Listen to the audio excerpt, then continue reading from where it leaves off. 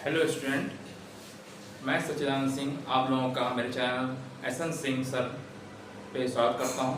हम लोग class 10th की मैथ पढ़ा रहे थे, ठीक है। अभी तक हम लोगों ने इस पे 2 लेक्चर लिया हुआ है। आज हम लोग तीसरा लेक्चर देखेंगे, ठीक है। दो जो है मतलब 2 वीडियो डाल चुके हैं, क्या तीसरा वीडियो है, पार्ट 3 है। चैप्टर का नाम आपका है वास्तविक संख्याएं, रियल नंबर, ठीक है। तो इस पे बेस्ड मैंने कुछ थ्योरी बताई थी और उसके बेस्ड क्वेश्चन बताए थे, ठीक है। तो आज पार्ट तीसरा जो है, ठीक है। तो पार्ट तीसरा जो है उसमें हम लोगों को पढ़ना है अपरिमेय संख्याओं का भ्रमण, मतलब अपरिमेय के बारे में पढ़ना है। तो मैंने बताया था चलिए अपरिमेय संख्याओं का भ्रमण मतलब कहने का मतलब है कि अपरिमेय संख्या कौन कौन सी होती है, ठीक है। तो आप पढ़ चुके हैं, क्या पढ़े थे? देखिए सबसे पहले मैंने आपको बताया था, एक बार अगर आप लोगों ने नहीं देखा तो फिर से बता देंगे। सबसे पहले आप लोग नेचुरल नंबर जानते हैं, ठीक है। प्राकृतिक संख्या 1 2 3 4, फिर उसका पूर्ण संख्या होती है। जब एक नेचुरल नंबर है, ठीक है, प्राकृतिक संख्या में 0 को जोड़ देते हैं तो पूर्ण संख्या बन जाती है, ठीक। फिर पूर्ण संख्याओं में सिर्फ पॉजिटिव नंबर होते हैं, 0 1 2 3 4, ठीक, अनंत तक, ठीक। इसमें हमने जब नेगेटिव नंबर मिला दिया, ऋणात्मक संख्या मिला दिया तो बन गई क्या? पूर्णांक बन गई। पूर्णांक में माइनस नंबर भी आते हैं, पॉजिटिव नंबर भी आते हैं, 0 भी आता है। फिर आपका इसके नीचे आता है परिमेय संख्या। परिमेय संख्या किसे कहते हैं? जिसे p बटे q के फॉर्म में लिख सकें, जिसको बटे के फॉर्म में लिख सकें। सीधे से याद रखिए कि जिसको p बाई q यानी बटे के फॉर्म में लिख सके, ठीक है। तो मैंने ये बताया था, ठीक है। तो जितने भी अभी तक नंबर पढ़े सबके बटे 1 तो लिख ही सकते हैं, तो ये सब परिमेय संख्या हो गई। फिर अपरिमेय संख्या किसे कहते हैं? अपरिमेय संख्या जिसको p बटे q के फॉर्म में नहीं लिख सकते। ये अपरिमेय संख्या है, इसका मतलब है कि जिसको p बटे q के फॉर्म में ना लिख सकें, ठीक है। तो जहां p और q क्या है? पूर्णांक है, क्या है? इंटीजर। हम इसको कर दें इंटीजर, ठीक है। ये बिलोंग मतलब p और q क्या है? इंटीजर है, पूर्णांक है, ठीक है। और जो q की वैल्यू होनी चाहिए does not equal to 0, q की वैल्यू 0 के बराबर नहीं होता है, ठीक है। अगर इस फॉर्म में लिख सके तो परिमेय हो जाएगा, नहीं लिख सके तो अपरिमेय संख्या हो जाएगी, ठीक है। या दूसरी भाषा में कहें, जैसे अगर हम ऐसे लिख दें रूट p, जहां पे p जो है अभाज्य संख्या है, अभाज्य संख्या है जिसको हम भाज्य ना कर सके, ठीक है, काट ना सके, अभाज्य संख्या। तो रूट p वाले जितनी संख्याएं होंगी सब क्या होंगी? अपरिमेय संख्या होंगी। जैसे √2, ठीक, ये क्या है? अपरिमेय संख्या। √3 अपरिमेय संख्या, ठीक है। ये अभाज्य संख्या है ना, वर्गमूल निकलेगा नहीं। अगर √4 की बात करें तब √4 हो जाएगा 2 आ जाएगा, तो ये 2 आ गया। जब 2 आ गया तो उसके बटे 1 तो लिख सकते थे, परिमेय हो जाएगा, ठीक है। तो इसीलिए यहाँ पर मैंने क्या लिखा है? √p क्या है? अभाज्य संख्या। ये भाज्य है, 4 2 से भाज्य है ना, ठीक है। तो इसीलिए √2 √3 सब क्या है? इसमें √15 कर दूं तो इसमें क्या आएगा? 3 और 5 आ जाएगा, है ना। तो 3 और √3 into √5, ठीक है। तो ये क्या है? √3 है, वो भी एक अभाज्य संख्या है, √5 भी अभाज्य संख्या है। क्या हो गई? अपरिमेय संख्या हो गई, ठीक है। इसी तरीके से पाई आप लोग जानते होंगे, ठीक है। पाई भी एक अपरिमेय संख्या है, पूछ लेता है एग्जाम में, पाई क्या है? परिमेय है क्या अपरिमेय? तो जो आप लोग लिखते हैं पाई इक्वल टू 3.14, वो एग्जैक्ट वैल्यू नहीं होती है, लेकिन आप सुविधा के लिए लिख देते हैं, ठीक है। क्योंकि पाई की वैल्यू का कभी एंड नहीं होता है, डॉट डॉट डॉट डॉट आता है, तो वो क्या है?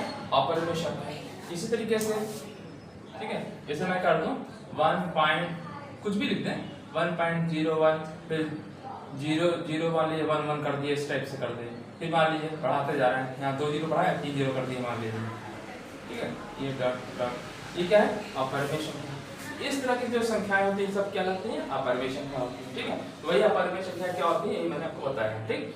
अच्छा, फिर आप लोगों ने जो मैंने बताया अभी तक, तो अब इसके बाद परिमेय संख्या है जिसको p बटे q के फॉर्म में लिख सकते हैं, अपरिमेय जिसको p बटे q के फॉर्म में नहीं लिख सकते हैं, नहीं लिख सकते हैं तो क्या हो गए? अपरिमेय संख्या हो गए। तो हमने परिमेय संख्या को लिख सकते हैं, अपरिमेय को नहीं लिख सकते हैं इस बटे में, ठीक है। तो परिमेय और अपरिमेय को हम जब मिला देते हैं परिमेय संख्या को, तब वास्तविक संख्या बनती है। मैंने बताया था आप लोगों को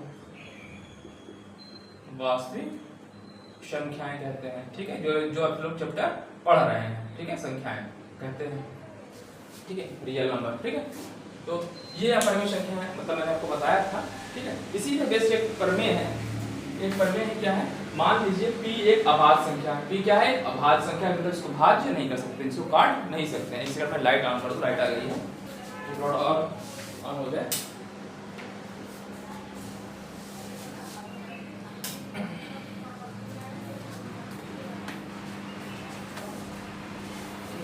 हाँ, तो मान लीजिए p एक अभाज्य संख्या है और p a स्क्वायर को विभाजित करता है, p a स्क्वायर को विभाजित करता है, तो p a को विभाजित करेगा जहाँ एक धनात्मक पूर्णांक है, ठीक है।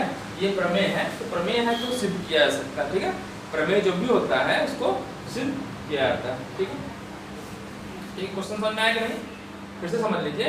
p मान लीजिए p एक अभाज्य संख्या है, अभाज्य संख्या मतलब वो किससे कटेगी नहीं, ठीक है, इससे कटेगी नहीं। तो वही कह रहा है कि अगर p a स्क्वायर को विभाजित कर रहा है, ठीक है, कहने का मतलब अब ऐसे समझिए, p एक अभाज्य संख्या है, ठीक है, और p का अभाज्य संख्या मान लीजिए, एग्जांपल से मैं समझा रहा हूँ, p एक अभाज्य संख्या मान लीजिए, 3 अभाज्य संख्या, ठीक है, a स्क्वायर को विभाजित कर रहा है, a स्क्वायर को विभाजित कर रहा है, मान लिया 81 को विभाजित कर रहा है, ठीक है, 81 को विभाजित कर रहा है, तो p a को भी विभाजित करेगा, ठीक है। मतलब कहने का मतलब ये p बराबर ये है और a स्क्वायर बराबर ये है, ठीक है। देखिए एग्जांपल मैं लिख दिया हूँ, माना p एक अभाज्य संख्या है, यदि p a स्क्वायर को विभाजित करता है, p लिख दिया 3 और a स्क्वायर को विभाजित कर रहा है, देखिए 3 से काटो तो कट जाएगा, तो p अगर a को विभाजित करता है तो किसको भी विभाजित करेगा, तो p a को भी विभाजित करेगा, मतलब a स्क्वायर को कर रहा है ना, a को भी विभाजित करेगा, a को अगर इसका वर्गमूल लें कितना आएगा, 9 आएगा, तो p अगर इसको विभाजित कर रहा है तो p इसके वर्गमूल को भी विभाजित करेगा, ये कहने का मतलब है, ठीक है। ये प्रमेय है, ये आपको याद हो जाए, ठीक है। इसका प्रूफ आपके लिए इंपॉर्टेंट नहीं है, बस जानना है ये चीज कि अगर p जो है, p जो अभाज्य संख्या है किसी, ठीक है, p एक अभाज्य संख्या है, अगर a स्क्वायर मतलब कोई संख्या है स्क्वायर में है, उसको विभाजित करती है तो उसके वर्गमूल को भी विभाजित करेगा, p a को विभाजित करेगा, मतलब स्क्वायर है, इसका वर्गमूल लेंगे तो a को भी विभाजित करेगा। देखिए p स्क्वायर, p है, p से 3 से काटिए 81 को तो कट जाएगा ना, देखिए p से काट p से p और 3 है, 3 से काटे 3 दूना 6 बचेगा और फिर 3 दूना 6 और 2 बचा, फिर 21, 3 से 21, ठीक है, 27 आ जाएगा, देखिए कट जा रहा है 21, ठीक, a स्क्वायर कट जा रहा है, 81 कट जा रहा है, देखिए p इसका वर्गमूल लिया 9 को भी काट दे रहा है, ठीक है। दूसरा एग्जांपल ले रहा है, जैसे मान लीजिए p = 2 लिया मैंने, ठीक, चलिए a स्क्वायर मान लिया मैंने, लिया 4, ठीक है। अब देखिए p a स्क्वायर को विभाजित कर रहा है तो इसका वर्गमूल लेंगे कितना आएगा, 2 आएगा, 2 को विभाजित करेगा, ठीक है। अगर मान लीजिए विभाजित नहीं करना, ऐसा लेते हैं, 2 लिया और मान लीजिए a स्क्वायर = 5 लिया, ठीक है, 5, ठीक है। अब देखिए जब इसको विभाजित कर ही नहीं रहा है, कोई ऐसे मान लीजिए वर्गमूल ले लेते हैं, चलिए 9 ले लिया, मान लीजिए वर्गमूल किससे वर्ग आ जाए, वर्ग लिया है ना, a स्क्वायर का वर्गमूल लेंगे 3, लेकिन p इसको विभाजित कर रहा है, नहीं कर रहा है, तो नहीं कर रहा है तो इसका वर्गमूल को भी नहीं करेगा, ठीक है। तो फिलहाल प्रमेय यह है कि अगर p एक अभाज्य संख्या है, ठीक है, याद कर लीजिए p एक अभाज्य संख्या है और p जो है a स्क्वायर को विभाजित कर रहा है, विभाजित करता है, ठीक है, तो p a को विभाजित करेगा, a स्क्वायर कर रहा है तो a को विभाजित करेगा, जहां एक क्या है, धनात्मक पूर्णांक है, ठीक है। तो इसका मैंने बताया कि आपका ये बस ये चीज इंपॉर्टेंट है, इसका जो प्रूफ है, ठीक है, जो सिद्ध किया गया वो इंपॉर्टेंट नहीं है, बस आपको ये स्टेटमेंट याद होना चाहिए। चलिए आपके बुक में दिया हुआ है, इसलिए मैं इसको यहाँ पे प्रूफ करवा दे रहा हूँ, बता दे रहा हूँ कैसे करना है। देखिए क्या है, तो सबसे पहले इसको जो हम करेंगे तो इसको बोलते हैं प्रूफ बाय कंट्रडिक्शन, मतलब हम गलत अवधारणा मान के तब इसको करते हैं, ठीक है। तो मैंने मान लिया, इसने क्या कहा है कि p a को विभाजित करेगा, ये कह रहा है, ठीक है। तो मैं मान ले रहा हूँ पहले कि चलिए मैंने क्या माना, a के अभाज्य गुणनखंड निम्नलिखित हैं, जो a है, संख्या a है, जो स्क्वायर है ना, उसका वर्गमूल a आएगा। तो मैंने ये माना कि a के अभाज्य गुणनखंड निम्नलिखित रूप के हैं, किस रूप के, मान लिया a equal to p1 dot p2 dot p3 p3 dot dot dot pn, मतलब कोई संख्या मान लीजिए ऐसे है 36 है मान लीजिए, ठीक है 36 है, तो एग्जांपल समझा रहा हूँ 36 है, तो हम कह रहे हैं कि इसको मतलब हम ऐसे ले सकते हैं, तो बड़े ये अभाज्य संख्या है ना, अभाज्य संख्या है, तो ये कह रहा है कि माना a अभाज्य गुणनखंड, देखिए 2 2 4 4 में 36, ठीक, तो मैंने लिखा इस टाइप से कि माना a के अभाज्य गुणनखंड निम्नलिखित रूप के हैं, ठीक है, ठीक है, इसका वर्गमूल लेंगे 36 आएगा और 6 मैंने इस टाइप का मान लिया 2 2 3, ये मैंने माना कि माना a एक अभाज्य गुणनखंड निम्नलिखित रूप के हैं, ठीक है, तो मान लिया a बराबर p1 dot p2 dot p3 dot dot pn। इसी तरीके से मैंने वही लिखा जाए, मैंने छोटा सा एग्जांपल लिया है 2 2 3 है, ठीक है, जहां p1 p2 p3 क्या है अभाज्य संख्या है, देखिए अभाज्य संख्या है 2 3, ठीक, परंतु आवश्यक रूप से भिन्न भिन्न नहीं, कोई जरूरी नहीं है कि वो सेम हो, ठीक है, मतलब अलग अलग नहीं है, सेम भी हो सकते हैं, इसे यहाँ सेम भी हो सकते हैं, ठीक है, जो p1 p2 p3 है इसमें कुछ जो है सेम भी हो सकते हैं, जो निकाय मान लिया, ठीक है, तो मैंने क्या माना कि a के अभाज्य गुणनखंड निम्नलिखित रूप के हैं, a equal to p1 dot p2 dot p3 dot dot dot p1 m तक, ठीक है, जहां p1 और p1 ये सब क्या है अभाज्य संख्याएं, ठीक है, और आवश्यक रूप से ये भिन्न भिन्न नहीं है, सेम भी हो सकते हैं, ठीक है, तो अच्छा जब a बराबर मैंने इतना माना तो उसका स्क्वायर कर दें, अगर तो स्क्वायर कर दें तो इसका इतना गुणे इतना, इसी चीज को दोबारा गुणा कर दें, गुणा कर दिया तो गुणा कर देंगे तो क्या हो जाएगा, a स्क्वायर निकाल लेंगे तो इसका गुणा हो जाएगा, मतलब स्क्वायर हो जाएगा, p1 square p2 square plus p3 square dot dot dot pn square हो जाएगा, ठीक है। अच्छा अब क्वेश्चन में क्या कहा है, p a स्क्वायर को विभाजित करती है, अगर हमें ये दिया है कि p a स्क्वायर को विभाजित करता है, लिखा है विभाजित करता है, तो करता है, इसलिए अंकगणित के आधारभूत प्रमेय के अनुसार जब इसको विभाजित करता है तो इसका का मतलब क्या हुआ, जब p a स्क्वायर को विभाजित कर रहा है तो इसका गुणनखंड हुआ, ठीक है, जैसे कोई संख्या जैसे मैंने कहा 36, ठीक, तो 36 जो 36 लिखा हुआ है, समझिए 36 को 2 में डिवाइड कर रहा है, तो डिवाइड कर रहा है तो मतलब क्या 2 इसका गुणनखंड हुआ, ठीक है, इसी तरह देखिए जैसे मान लिया यहाँ पे 6 इक्वल टू 2 into 3 लिखा हुआ है, तो 6 को 2 डिवाइड कर रहा है ना, डिवाइड कर रहा है तो क्या गुणनखंड हो गया, 3 डिवाइड कर रहा है 6 को ना, डिवाइड करेगा तो इसका मतलब क्या हो गया गुणनखंड हो गया, वही चीज मैंने लिखा कि क्या लिखा कि a स्क्वायर वाला इतना दिया हुआ है, ठीक है, मतलब a बराबर इतना माना था, a स्क्वायर करेंगे तो a स्क्वायर करेंगे तो क्या आएगा p1 square plus p2 into p2 square dot dot dot pn square, ठीक है, तो इसका मतलब ये होगा कि p क्वेश्चन में क्या रखा है, क्या रखा है, p a स्क्वायर को विभाजित करता है, p a स्क्वायर को विभाजित करता है, तो करता है तो इसलिए अंकगणित के आधारभूत प्रमेय के अनुसार p a स्क्वायर का अभाज्य गुणनखंड है, ठीक है, मैंने बताया कि अगर 6 इसको डिवाइड कर रहा है तो ये 2 क्या अभाज्य गुणनखंड है, वही मैं लिख दिया p अगर a स्क्वायर को यहाँ लिखा कि देखिए क्या लिखा a स्क्वायर इतना है, तो क्वेश्चन में दे रखा है कि p a स्क्वायर को हेल्प करता है, तो करता है तो क्या हो गया a स्क्वायर क्या हो गया अभाज्य गुणनखंड हो गया, p a स्क्वायर का एक अभाज्य गुणनखंड है, ठीक है, परंतु अंकगणित की जो आधारभूत प्रमेय है कि अद्वितीयता यूनिकनेस के अनुसार के गुण के प्रयोग से करने पर हम पाएंगे कि a स्क्वायर के अभाज्य गुणनखंड क्या है, केवल p1 p2 p3 pn, ठीक है, a स्क्वायर के जो अभाज्य गुणनखंड है, ठीक है, क्या है p1 p2 pn ये है, इसलिए p को p1 p2 p3 pn में से कोई एक होना चाहिए, ठीक है। अच्छा समझ में आया कि नहीं, देखिए सबसे पहले मैंने क्या माना है अभी समझिए, a मैंने माना है कि a के अभाज्य गुणनखंड ये है, मतलब a बराबर इतना लिख सकते हैं, मैंने ये माना, जहां p1 p2 क्या है pn अभाज्य संख्याएं हैं, ठीक है, इसका स्क्वायर कर दिया तो क्या आ गया p1 square into p2 square p3 square pn square हो गया, ठीक। अब क्वेश्चन को देखिए, क्वेश्चन में क्या कह रहा है, p a स्क्वायर को विभाजित करता है, अगर p a स्क्वायर को विभाजित कर रहा है, p a स्क्वायर को विभाजित कर रहा है, इसका मतलब हुआ कि ये अभाज्य गुणनखंड है, वही लिखा p a स्क्वायर को विभाजित करता है, इसलिए p a स्क्वायर का अभाज्य गुणनखंड है, ठीक, ये चीज समझ में आया। अच्छा p a स्क्वायर का गुणनखंड है, ठीक है, तो आधार जो आपके अंकगणित के आधारभूत प्रमेय है क्या कहती है कि अद्वितीयता यूनिकनेस बोलते हैं, इंग्लिश में बोलते हैं यूनिक, ठीक है, के गुण के प्रयोग करने पर हम पाएंगे ए स्क्वायर का जो अभाज्य गुणनखंड है, ए स्क्वायर का अभाज्य गुणनखंड ये है ना p1 p2 इसका स्क्वायर है, तो इसका मतलब है कि p1 p2 p3 ये सब क्या है, अभाज्य गुणनखंड है। तो इसी में से कोई एक होना चाहिए ना जब, ठीक है। तो वही मैंने लिख दिया कि ए स्क्वायर के अभाज्य गुणनखंड p1 p2 p1 है, ठीक है। अच्छा, मतलब ए स्क्वायर का गुणनखंड क्या है, ये है, ठीक है। इसलिए p को इसमें से कोई एक होना चाहिए, कोई एक होना चाहिए। अब चूंकि a बराबर मैंने क्या माना था, ये p बराबर क्या मैंने माना था, p बराबर p1 dot p2 dot pn a माना था ना मैंने, ठीक है। इसलिए p a को विभाजित अवश्य करेगा।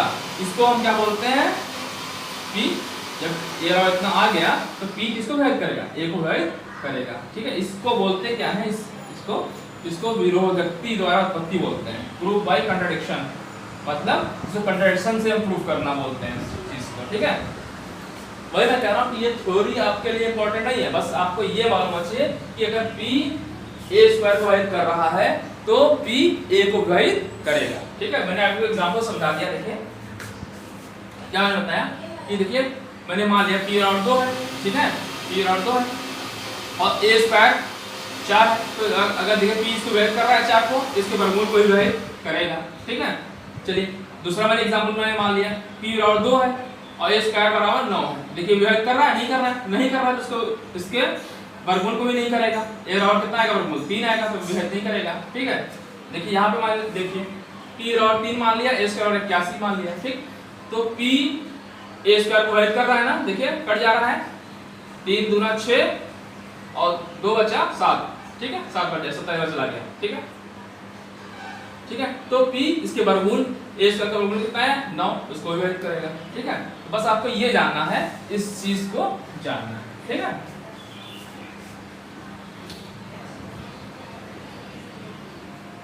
ठीक है, तो बस आपको इसका उपयोग है, बस आगे का जो क्वेश्चन करना है इसके हम लोगों को बताएंगे। तो √2 को अपरिमेय संख्या है, इसका प्रूफ करना, ये एग्जाम में आया हुआ है एक बार, ठीक है, एक दो बार आया हुआ है।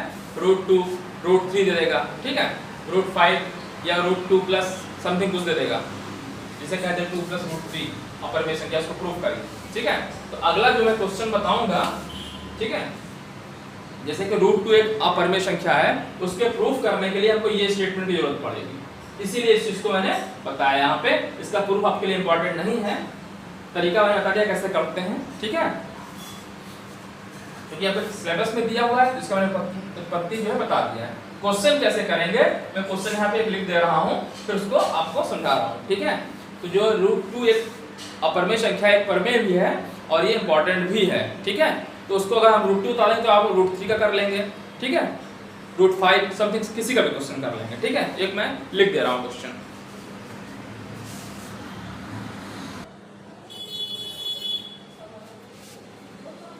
तो मैंने क्वेश्चन परिमेय लिख दिया है।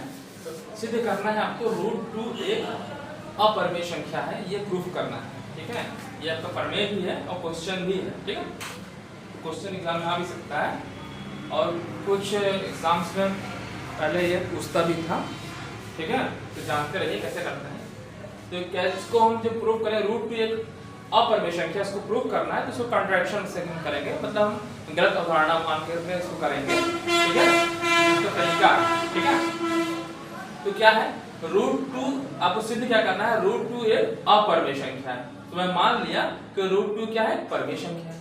तो परिमेय संख्या आप जानते हैं p/q के फॉर्म में होती है, ठीक है। सिद्ध करना है अपरिमेय संख्या, मैंने क्या माना, परिमेय संख्या, ठीक है, मैंने माना √2 एक परिमेय संख्या है, ठीक है। तो जब आप जानते हैं कि कोई परिमेय संख्या है तो इसको p/q के फॉर्म में लिख सकते हैं, इसलिए मैंने माना अतः √2 = p/q, ठीक है, p/q, जहां p और q क्या पूर्णांक है और q की वैल्यू जो है 0 के बराबर नहीं हो सकती, अगर 0 कर देंगे तो इनफाइनाइट हो जाएगा, ठीक है, समझ में आ रहा है। तो p और q पूर्णांक है जहां q ≠ 0, ठीक है। अच्छा, और क्या है, p और q सहअभाज्य है। सहअभाज्य का मतलब है कि वो सरलतम रूप है, इसके अलावा कुछ किसी से कटेगा नहीं। कहने का मतलब ये समझिए, जैसे कहने का मतलब p/q है ना, तो मैं ये कह रहा हूं कि ऐसा नहीं कि कट जाए, जैसे कि ऐसा मान लीजिए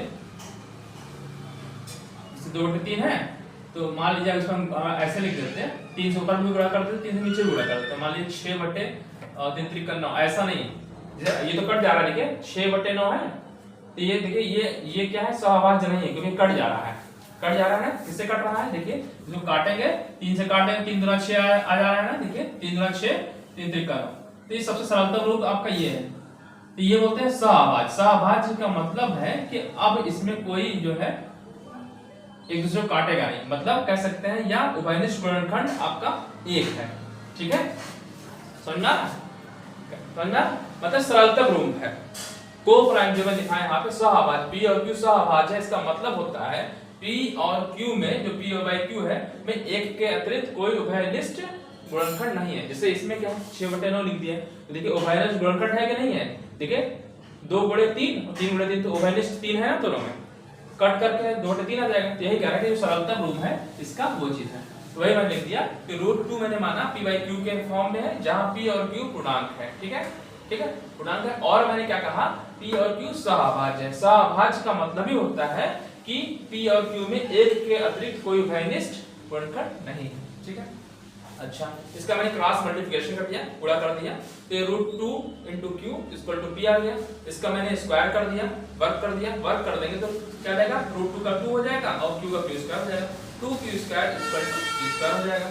इसका मतलब हुआ, क्या मतलब हुआ कि देखिए अगर इसको 2 बटे में लिख सकते हैं ना, q² = 2/p²/2, इसका मतलब ये हुआ कि 2p² को वैल्यू करता है, ये तो मतलब हुआ। देखिए 2 × q² और p² है, तो ये बटे 2 हो सकता है, यहाँ पे q² = p²/2 हो जाएगा। इसका मतलब है p² को वैल्यू करता है। ठीक है, अतः 2p² को क्या करता है, वैल्यू करता है। अच्छा, आपने पढ़ा था इसके पहले कि अगर p a² को विभाजित कर रहा है तो p किसको विभाजित करेगा, a को विभाजित करेगा, इसके वर्गमूल को विभाजित करेगा। पढ़ा था पर मैं इसके जस्ट पहले मैंने बताया है अभी कि अगर p जो अभाज्य संख्या है a² को विभाजित कर रहा है तो p a को विभाजित करेगा, इसके वर्गमूल को विभाजित करेगा। तो इसी चीज को मैंने लिखा यहाँ पे, देखिए यहाँ पे देखिए, इससे आपको ये पता लगा 2p² को विभाजित करता है, देखिए 2 × q² p² है। ठीक है, इसका मतलब है 2p² को विभाजित करता है, तो ये विभाजित करता है तो इसलिए 2 किसको विभाजित करेगा, p को वर्गमूल के, इसके वर्गमूल को विभाजित करेगा। वही मैंने लिख दिया 2p को विभाजित करेगा। अच्छा, जब विभाजित करेगा तो इसका मतलब क्या हुआ, इसका मतलब हुआ जो p है वो उसमें 2 का मल्टीपल। ठीक है, जब p 2p को विभाजित करेगा, 2p को विभाजित करेगा, इसका मतलब है कि ऊपर जो भी संख्या होगी उस पर 2 × कांस्टेंट कोई होगा, तभी तो कटेगा 2 है ना, तभी तो 2 कट जाएगा। तो यही चीज मैंने लिख दिया, जब 2p को विभाजित करेगा इसका मतलब कि हम p को 2 × कोई कांस्टेंट मान लें, c मान लिया, c एक कांस्टेंट है। ठीक है, मैंने मान लिया p = 2c। ठीक है, जहां c क्या है, पूर्णांक है, c क्या है, पूर्णांक है और कांस्टेंट है। ठीक है, पूर्णांक है। ठीक है, अच्छा, तो ये p का जो मैंने 2c माना है, इस समीकरण को मैंने 1 डाल दिया, इसमें वैल्यू रख दिया, p = 2c रख दिया। 2c रख देंगे तो क्या हो जाएगा, यहाँ p की जगह 2c रख दिया, तो 2q² = यहाँ 2c रखा था, इसका स्क्वायर हुआ 4c² हो गया। ठीक है, तो यहाँ 2 से 2 कैंसिल हो गया, तो q² = 2c² हो गया। अच्छा, अब ये बताइए q² = 2c है, तो इसका मतलब क्या हुआ कि c² और q²/2, देखिए बटे 2 आ जाएगा। इसका मतलब है कि q² को 2 विभाजित कर रहा है। ठीक है, तो वही लिख दिया, इसका अर्थ है 2q² को विभाजित करता है। जब 2q² को विभाजित करता है तो इसके वर्गमूल को भी करेगा, नहीं 2q को विभाजित करेगा। ठीक, अच्छा, इसका मतलब है, अब देखिए ले रहा हूँ, यहाँ पे आपको मिला क्या, 2q² को विभाजित करता है, और यहाँ आपने क्या लिखा, देखिए 2p को विभाजित कर रहा है। ठीक, इसका मतलब है कि दोनों को डिवाइड कर रहा है, p और q को, या दोनों में 2 कॉमन है, ये चीज लिख दिया। अतः p और q में कम से कम एक उभयनिष्ठ गुणनखंड 2 है। भाई 2 इसको भी विभाजित कर रहा है, 2 इसको भी विभाजित कर रहा है, इसका तो दोनों में 2 कॉमन है, उभयनिष्ठ है, कॉमन है, तो एक उभयनिष्ठ गुणनखंड 2 है। परंतु इससे इस तथ्य का विरोधाभास होता है कि p और q में एक के अतिरिक्त कोई उभयनिष्ठ गुणनखंड नहीं। पहले ही मैंने मान लिया था कि p, मैंने कहा था कि ये क्या है, कोप्राइम है, सहअभाज्य है। तो सहअभाज्य इसका मतलब ही होता है कि एक के अतिरिक्त कोई उभयनिष्ठ गुणनखंड नहीं है। जबकि यहाँ पे क्या हमको मिल गया, परंतु इससे इस तथ्य का विरोधाभास प्राप्त होता है कि p और q में एक के अतिरिक्त कोई उभयनिष्ठ गुणनखंड नहीं है, जबकि यहाँ पे क्या हो गया, उभयनिष्ठ गुणनखंड 2 है, ठीक है। तो यह विरोधाभास हमें क्यों प्राप्त हुआ, पहले लिख दिया मैंने, यह विरोधाभास हमें इस कारण से प्राप्त हुआ क्योंकि हमने एक त्रुटिपूर्ण कल्पना कर ली है कि √2 एक परमेय संख्या, मैंने गलत ही मान लिया है कि √2 एक परमेय संख्या है, ठीक है, इसलिए हमको गलत मिला। अतः हम इस निष्कर्ष में निकलते हैं कि √2 एक अपरमेय संख्या, यहाँ परमेय संख्या था, अपरमेय संख्या, ठीक है। इस प्रूफ को हम लोग बोलते हैं प्रूफ बाय कंट्राडिक्शन, ठीक है, गलत अवधारणा के कारण ये प्रूफ, ठीक है। तो ये आपका इम्पोर्टेंट भी है, ठीक है। तो इसको एक बार फिर से समझा दे रहा हूँ, देख लीजिए आगे इसी आपके बुक में ही √3 का भी दिया है, ठीक, आपको सिद्ध करना है √3 का, और एक्सरसाइज में दिया है √5 का, ठीक है। फिर से एक बार समझा दे रहा हूँ कैसे करना होता है। देखिए √2 एक अपरमेय संख्या है, तो मैंने मानना क्या होता है, √2 एक परमेय संख्या है, ठीक। परमेय संख्या आप जानते हैं p/q के फॉर्म में होती है, मैंने लिख दिया p और q गुणांक है जहां q की वैल्यू के बराबर नहीं होती है, ठीक है।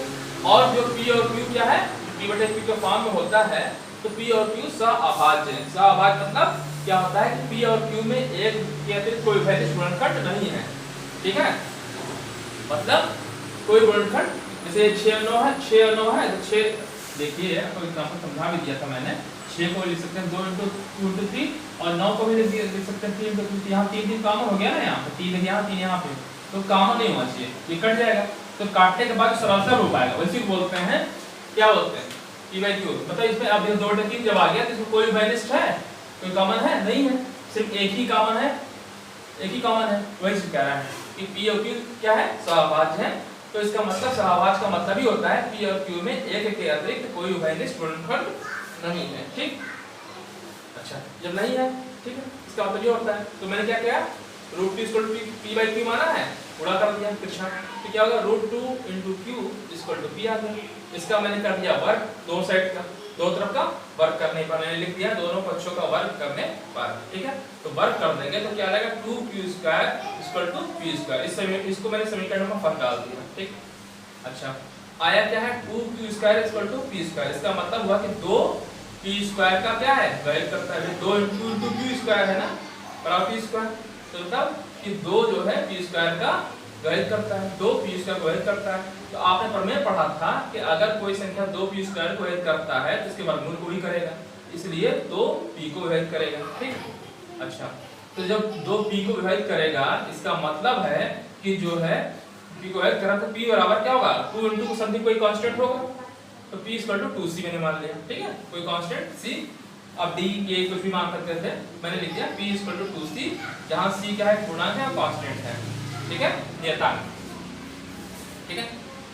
तो p का मान समीकरण फर्स्ट में रखने पे, जो p = 2c मैंने माना है, इस समीकरण को फर्स्ट में रखने पर तो मैंने रख दिया। यहाँ पे क्या है, 2² लिखा ही होता, p² की वैल्यू थी 2c, तो 4c² हो गया, ठीक है। तो 2 से 2 कैंसिल हो गया, बचा क्या, q² = 2c², ठीक। अच्छा इसका मतलब क्या हुआ, q² = 2c², इसका मतलब हुआ कि q² को 2 वैल्यू करता है, वही लिख दिया, 2 q² को वैल्यू करता है, या 2 को q² को वैल्यू करता है तो 2 इसके वर्गमूल को ही करेगा, वही लिख दिया, 2 q को वैल्यू करेगा, ठीक। स्क्वायर को कर रहा था, 2 q को वैल्यू करेगा। अच्छा तो देखिए यहाँ से आपको मिला 2 q को वैल्यू करता है, यहाँ पे आपको मिला 2 p को वैल्यू करता है। इसका मतलब हुआ कि दोनों में 2 क्या है, गुणनखंड कॉमन है, ठीक है, वही लिख दिया, p और q में कम से कम एक वैलिड गुणनखंड 2 है, क्योंकि 2 यहाँ पे वैल्यू कर रहा है, 2 इसको वैल्यू कर रहा है, तो 2 वैलिड है, ठीक है। परंतु इससे हमें इस तथ्य का विरोधाभास प्राप्त होता है कि p और q में एक के अतिरिक्त कोई वैलिड गुणनखंड नहीं है। देखिए p और q में एक के अतिरिक्त कोई वैलिड गुणनखंड नहीं, इसका विरोधाभास हो गया ना, 2 मिल गया, यहाँ जबकि होना ही नहीं चाहिए था। तो ये हमारा विरोधाभास क्यों मिला, वही मैंने लिख दिया, यह विरोधाभास हमें इस कारण से मिला, इस कारण से प्राप्त हुआ क्योंकि हमने एक त्रुटिपूर्ण कल्पना कर ली थी, गलत धारणा मान लिया था परमेय संख्या, वही लिख दिया, त्रुटिपूर्ण कल्पना कर ली थी कि √2 एक परमेय संख्या है। अतः हम इस कर्स पर निकालते हैं कि √2 एक अपरमेय संख्या है, ठीक है। चलिए तो ये इस टाइप से क्वेश्चन करते हैं, ठीक है।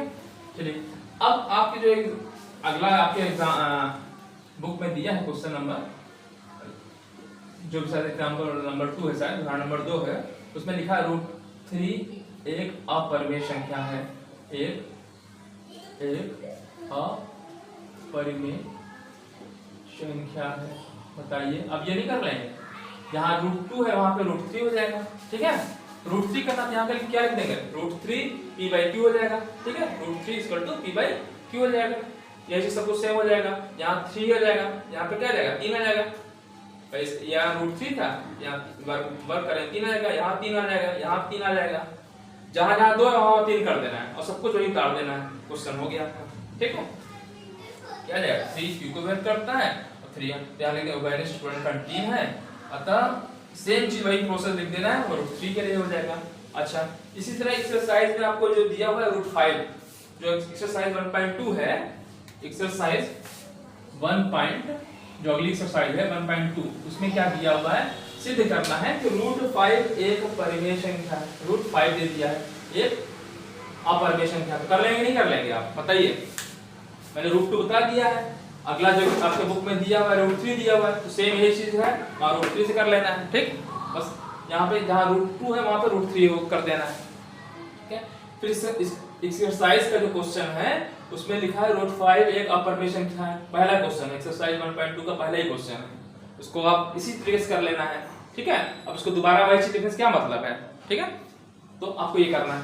चलिए, अब मैं अगला क्वेश्चन यहाँ पे लिख दे रहा हूँ, ठीक है। अगला क्वेश्चन मैं लिख दे रहा हूँ। तो एक एक्सरसाइज, चलिए मैंने प्रश्नों को यहाँ पे 2 प्रश्न को मैंने यहाँ लिख दिया है और एक्सरसाइज के क्वेश्चन यहाँ पे लिख दिया है, ठीक है।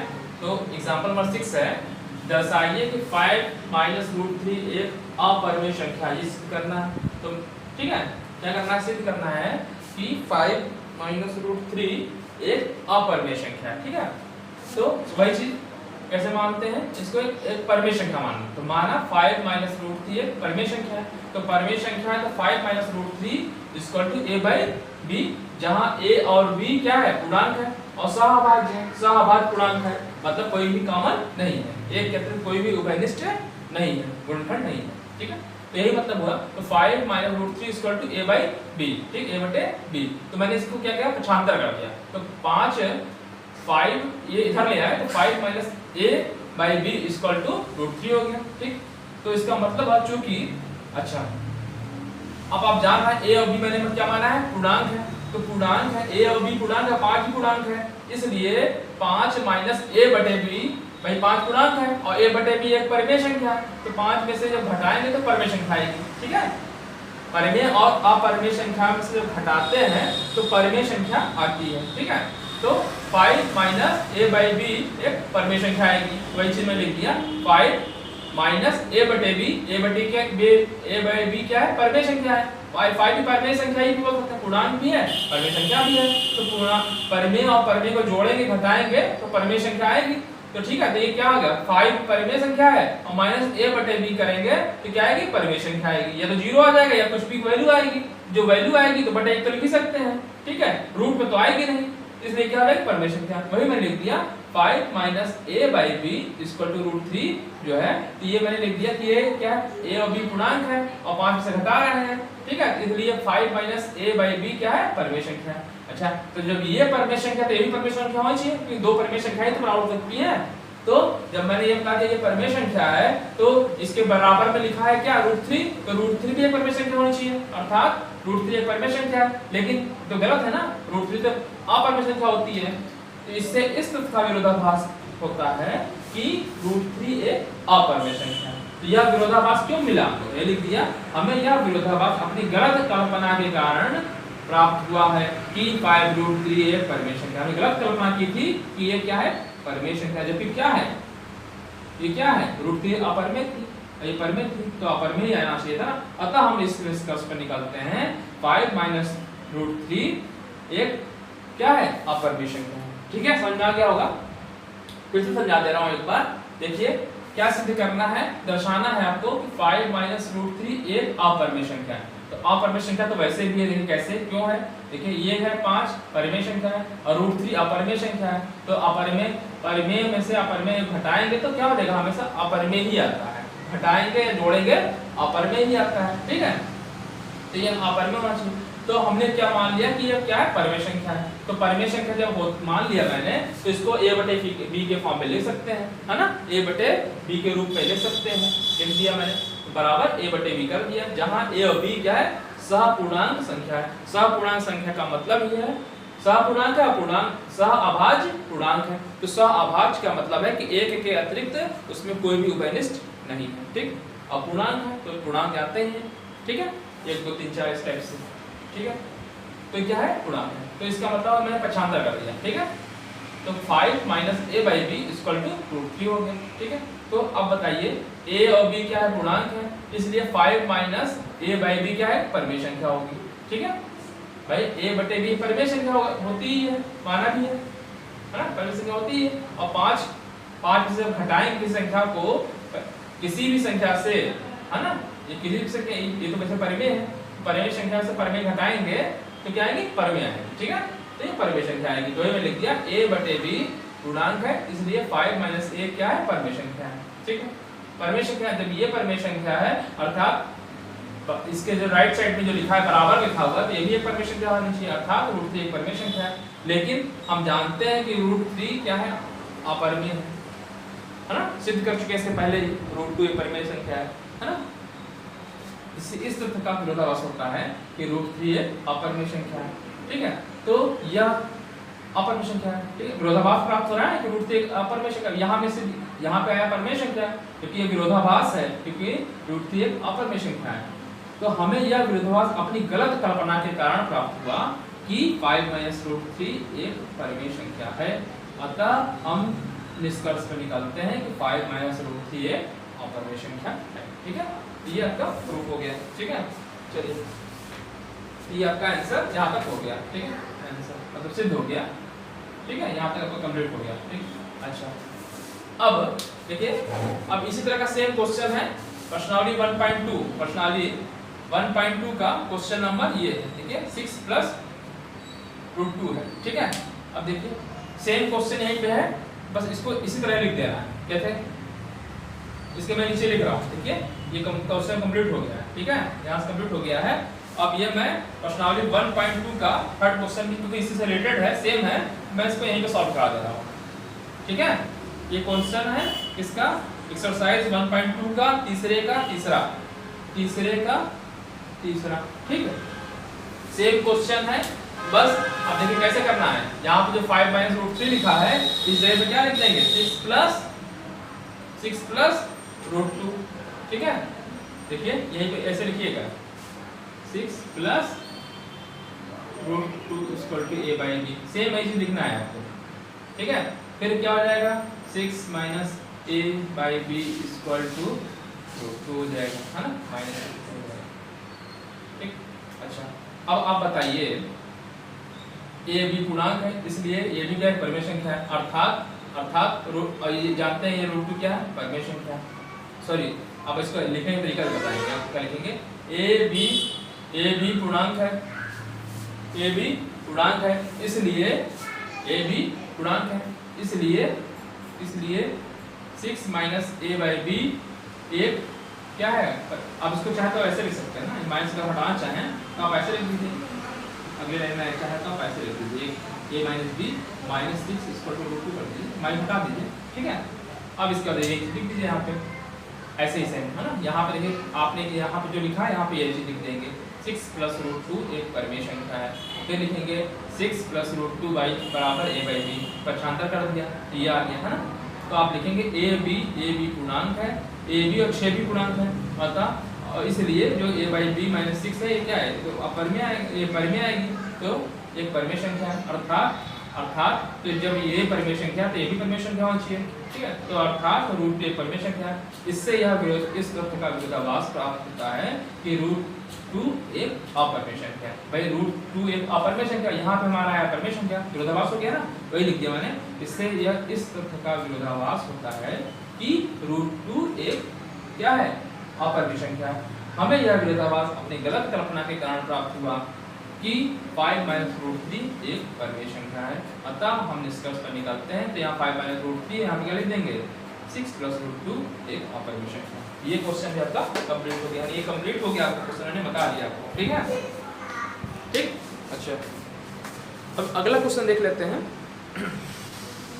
देखिए ये क्वेश्चन देखिए, दर्शाइए कि 3√2 एक अपरिमेय संख्या है। ठीक है, आप देखिए √2 एक अपरिमेय संख्या होती है, एक पूर्णांक ये परिमेय संख्या है, तो परिमेय और अपरिमेय का गुणा क्या होता है? हमेशा अपरिमेय होता है। ठीक है, ये अपरिमेय है, ये परिमेय है, गुणा करते हैं तो अपरिमेय होता है। ठीक है, तो दर्शाना है, कैसे करेंगे? सेम वही चीज है, क्या मानते हैं इसको?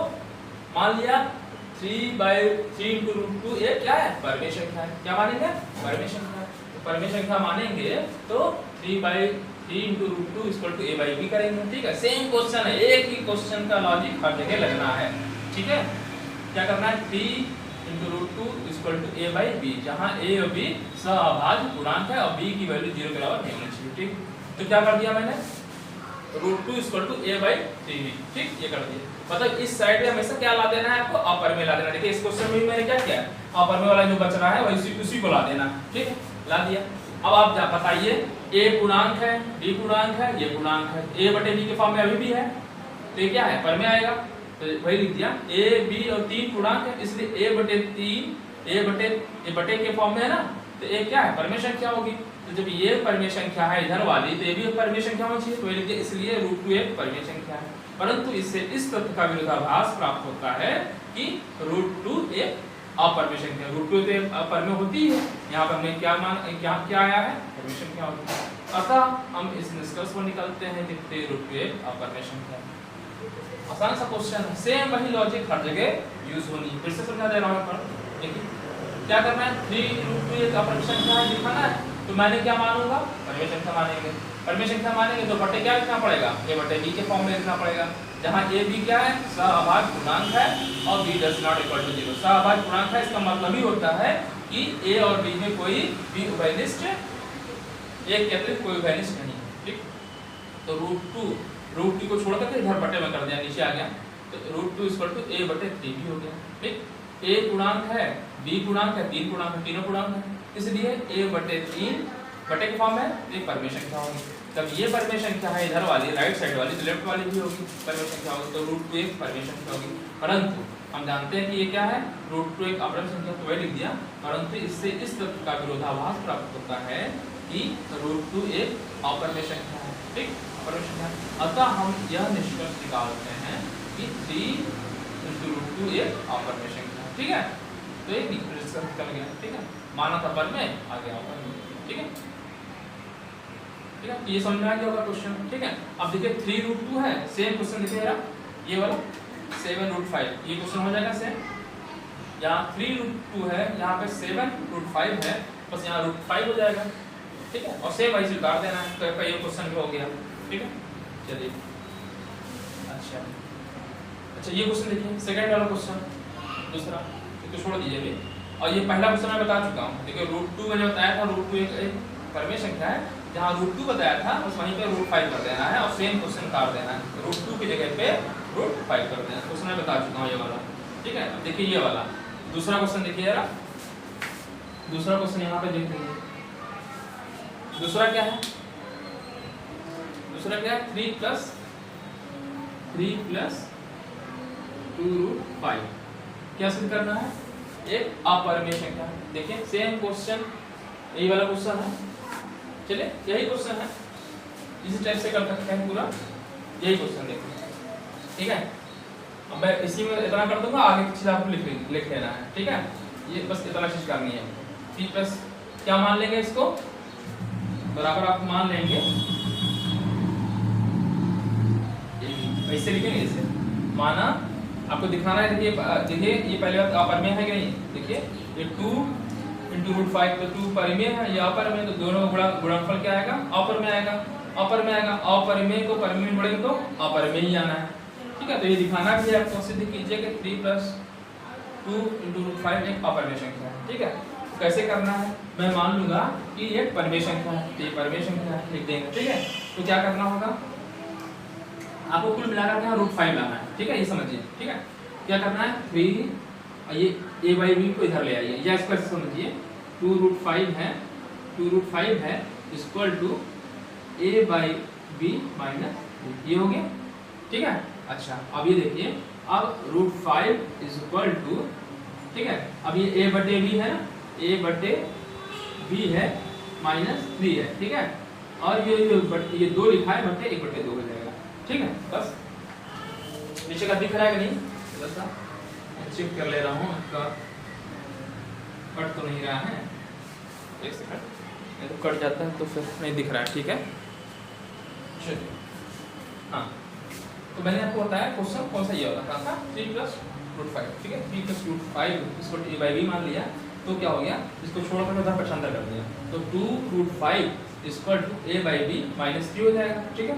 अच्छा, तो ये ब्रैकेट लगा दिया, a/b -3, और ये 2 बटे, ये 2 से गुणा था उसको बटे में कर दिया, ठीक है, 2 है, ठीक है, ये 2 है, ठीक है। अब वही चीज लिख दीजिए आप, सेम यहाँ तक आ गया, यहाँ तक आ गया। अब लिखेंगे a b 3 और 2 क्या है, गुणांक है, इसलिए ये बराबर क्या आएगा, एक परमेशन। देखिए a बटे b के फॉर्म में हो गया ना, बटे के फॉर्म में हो गया कि नहीं, पहले कोई भी संख्या है उसके बटे में लिखा हुआ है ना, तो क्या हो गया, अब परमेशन संख्या हो गई ना, तो ये लिख देंगे, बस इस जगह पे क्या लिख देंगे, ये चीज 1/2 a बटे b -3 एक परमेय संख्या है, अर्थात √5 एक परमेय संख्या है। इससे इस तथ्य का विरोधाभास होता है कि √5 एक अपरमेय संख्या है, अपरमेय संख्या है, ठीक है। हमें यह विरोधाभास की गलत कल्पना के कारण प्राप्त हुआ कि क्या, ये 5 मतलब 3 + 2√5 एक परमेय संख्या है। अतः हम इस निष्कर्ष पर निकालते हैं कि 5 - √3 एक अपरमेय संख्या है, ठीक है। तो ये दूसरा क्वेश्चन भी आपका हो गया, दूसरा क्वेश्चन का आंसर यहाँ मैंने बता दिया आपको, ठीक है, ठीक है। देखिए ये वाला पार्ट को कहाँ लिखना था, यहाँ पे लिख देना था, बस, ठीक है, और यहाँ पे भी जो वैल्यू आई थी ये लिख देनी थी, ठीक। इसी तरीके से 3 वाला, इस वाले क्वेश्चन को भी इसी जगह पे लिख देना था, ठीक है। ये भी मैं एरो लगा ही दे रहा हूँ कि आप लोग कंफ्यूज्ड ना हो, बता दिया हूँ, ठीक है। तीसरे का दूसरा क्वेश्चन में 6 का प्रूफ करना था, ठीक है, और इस वाले क्वेश्चन में 3 + 2√5 को करना था, ठीक है। बस यहाँ पे, बस इस जगह पे आपको ये ऑप्शन डाल देना है, आपका क्वेश्चन हो गया। अब बचा 1/√2, ठीक है, इसको भी आप कर सकते हैं सेम ऐसे ही,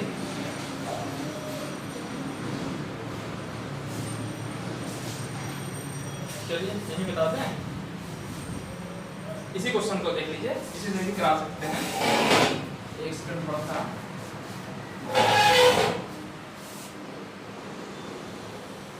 नीचे जगह है, चलिए लिख दे रहे हैं, लॉन्ग में कर देते हैं थोड़ा सा, ठीक है, उसको मिटा कर उस पर अगले पेज पे कर देते हैं ये वाला क्वेश्चन, ठीक है। आसानी से हो सकता है, क्या कर दीजिए, चाहे तो 2 तरीके से कर सकते हैं इस क्वेश्चन को, √2 से ऊपर नीचे गुणा कर दीजिए, नीचे 2 आ जाएगा, ऊपर क्या आ जाएगा, √2 आ जाएगा, ऊपर क्या आ जाएगा, √2 आ जाएगा, ठीक है। इसी तरह से कर सकते हैं आप, चलिए 2 तरीके से कर सकते हैं, 2 तरीके से मैं बता दे रहा हूँ आपको, ठीक है। इसको मैं डाल रहा हूँ, रफ कर रहा हूँ,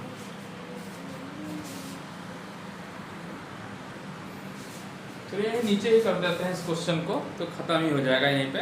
लॉन्ग तरीके से क्या आता है, 60 तरीके से भी कर सकते हैं, यहीं पे कर दे रहे हैं, देखिए जो बच रहा है क्वेश्चन थोड़ा सा, ठीक है, यही मैं कर दे रहा हूँ, ठीक है।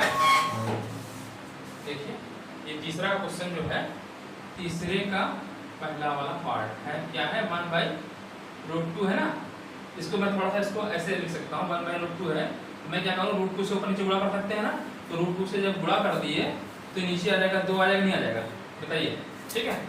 1/√2 = √2/2 आ जाएगा, ठीक है। अब सेम क्वेश्चन हो गया, अब वही चीज कर लीजिए जैसे करते हैं, देखिए, चलिए मैं इसको ऐसे कर दूंगा, चलिए यहाँ जो चीज लिखा है, तो आप क्या लिखेंगे, क्वेश्चन क्या है, माना 1/√2 क्या है, परमेय संख्या है, एक परमेय संख्या, ठीक है, यहाँ इस तरह से लिखना है, ठीक है।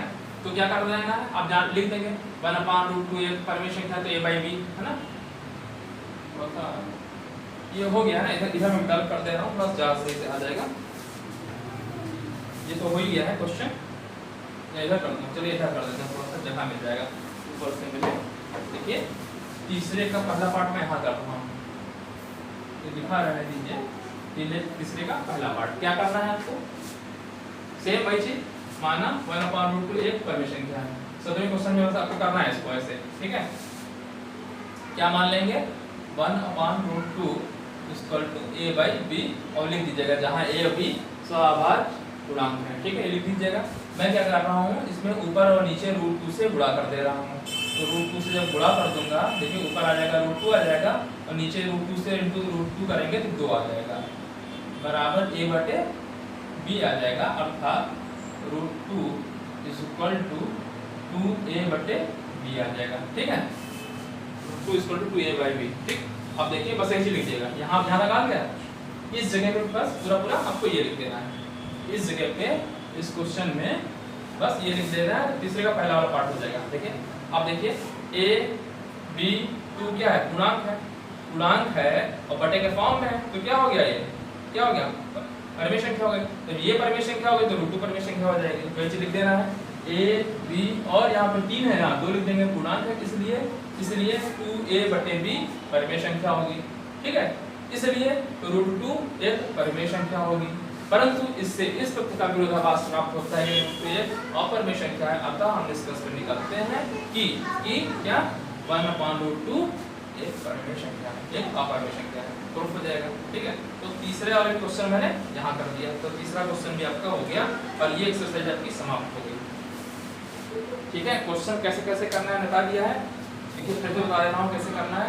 सिद्ध कीजिए कि √5 एक अपरमेय संख्या है। मैंने √2 वाला क्वेश्चन आपको करा दिया है कि √2 एक अपरमेय संख्या है, बस वहाँ पे जहाँ √2 लिखा है वहाँ √5 कर देना है, ठीक। फिर दूसरा क्वेश्चन में बताया है सिद्ध कीजिए कि 3 + √5 एक अपरमेय संख्या है।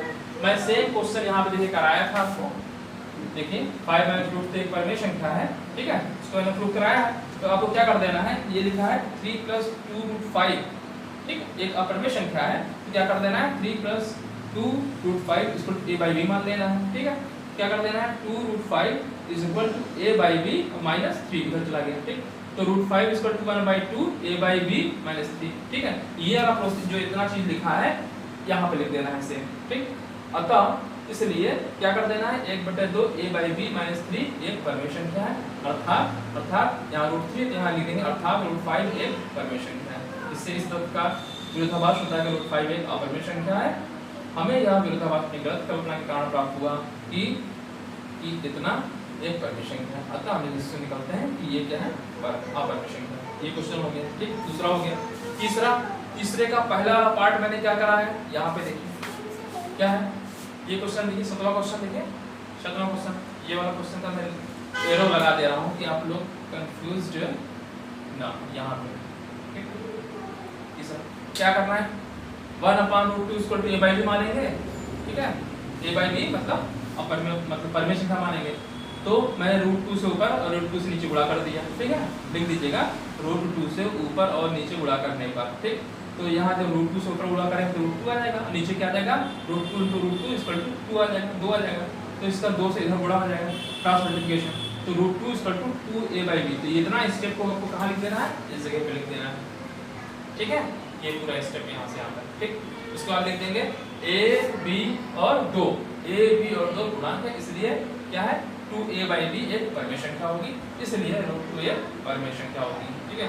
परंतु इसी तरह का विरोधाभास प्राप्त होता है कि √2 एक अपरमेय संख्या है। अतः हम निष्कर्ष पर निकालते हैं कि 1/√2 एक अपरमेय संख्या है। तीसरे का पहला पार्ट भी हो गया, ठीक है। और 7 देखिए 3√2 एक अपरमेय संख्या है ना, ये तो बस यहाँ पे क्या लिख देना है, यहाँ 7 कर देना है, यहाँ पे क्या कर देना है 7 कर देना है, ठीक है। 7 × √5 = a/b, √5 = a/, ठीक है, लिख दें यहाँ पे। चलिए लिख दे रहे हैं, इसमें भी इतना तो आप जानते ही हैं, a/b, ठीक है। तो क्या करना है √5 = a/7b हो गया, बस यहाँ पे ये चीज हो गई, ठीक है। बस वही चीज आपको ये वाला स्टेप यहाँ पे लिख देना है और सब कुछ सेम है। ab और 7 गुणांक है, इसलिए a/7b एक परमेय संख्या होगी, अर्थात √5 यहाँ √5 एक परमेय संख्या होगी। परंतु इससे इस तथ्य का विरोधाभास प्राप्त होता है कि √2 एक अपरमेय संख्या है, अतः हम निष्कर्ष निकालते हैं कि 7 √5 एक अपरमेय संख्या। ये क्वेश्चन सेकंड वाला भी हो गया। और तीसरा वाला पार्ट मैंने यहाँ बता ही दिया है, 6 + √2 वाला ये भी माना है और इस पोर्शन पे यहाँ उत्तर देना है, नेक्स्ट में दिखा दिया। तो आपके ये प्रश्नावली 3 ही क्वेश्चन थे और तीनों क्वेश्चन को मैंने यहाँ सॉल्व करा दिया। तो आज आपकी ये एक्सरसाइज खत्म हो गई, ठीक है। वास्तविक संख्याएं का सिर्फ छोटा सा चैप्टर था, ठीक है। 3 ही लेक्चर में आपका ये कंप्लीट हो गया है। अब इसके बाद जो भी चैप्टर होगा उसको मैं पढ़ाऊंगा, ठीक है। अगर आपको वीडियो पसंद आया है तो हमारी वीडियो को लाइक करिए और अपने दोस्तों के बीच में शेयर करिए, ठीक है। और ज़रूरतमंद बच्चों के पास पहुंचाइए, जो लोग कोचिंग नहीं पढ़ सकते हैं उनके पास पहुंचाइए, ठीक है। क्योंकि आप दूसरे का भला करेंगे तो आपका भी भगवान भला करेगा, ठीक है।